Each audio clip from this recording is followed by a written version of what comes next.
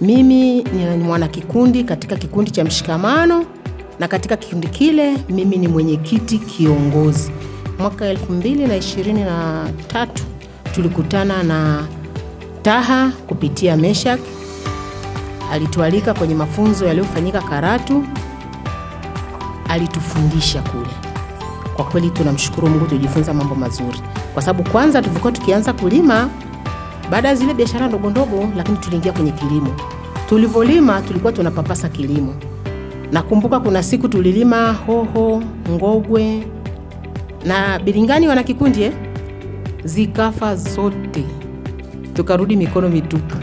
Lakini kumbe ile ardhi ilikuwa wanasema inahitaji kutibiwa. Sikuwa tujui.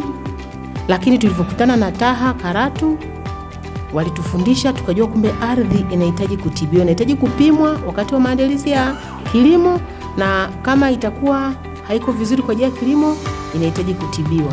Tulijifunza. Na katika mafunzo yale ya Taha, mimi nimefanikiwa kuwa na shamba la migomba. Nina shamba la migomba lenye robo 3 heka. Katika shamba hilo ninavuna ndizi. Ndizi zile ninapata chakula, ndizi zile ninauza, ninapata mahitaji ya watoto. Namshukuru Mungu, nimesomesha binti, ni mwalimu wa sekondari tena sayansi. Namshukuru Mungu kwamba kilimo kikija mbele yangu, mimi napambana nacho. Nalinda tu ule muda nisipigwe na jua. Nitaingia asubuhi sana kwenye kazi, nitaondoka saa 4, nitarudi jioni sana. Lakini pia ninachomshukuru Mungu kwamba mimi ni mtu mwenye ulemavu, lakini naweza kuajiri watu wasio na ulemavu.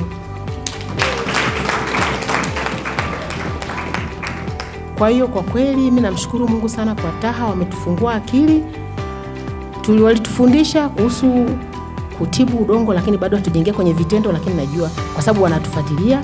Hata walikuja kututembelea Taha, wamekuja mpaka kwenye bustani yangu ya migomba wameiona.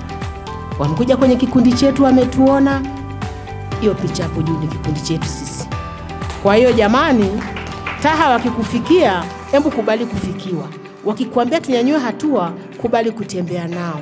Sikiliza wanachokuelekeza, fuata wanachokuelekeza, fanya kwa bidii bila uvivu, onyesha jitihada.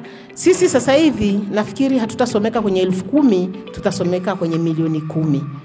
Wale watakao kwenda nje, wale 5 ambao mkurugenzi anawataka, itakuwa ni sisi.